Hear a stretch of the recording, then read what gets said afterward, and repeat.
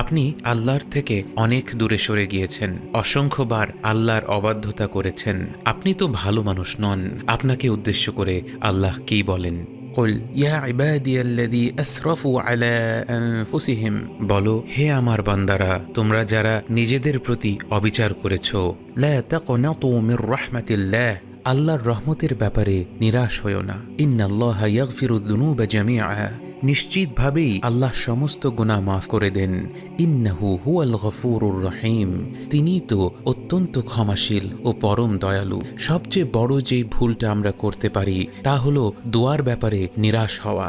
আমি যখন মনে করি আল্লাহ আমার দোয়া কবুল করবেন না, তখন আমি আমার গুনাহকে আল্লাহর রহমত এবং ক্ষমার চাইতে বড় করে দেখছি।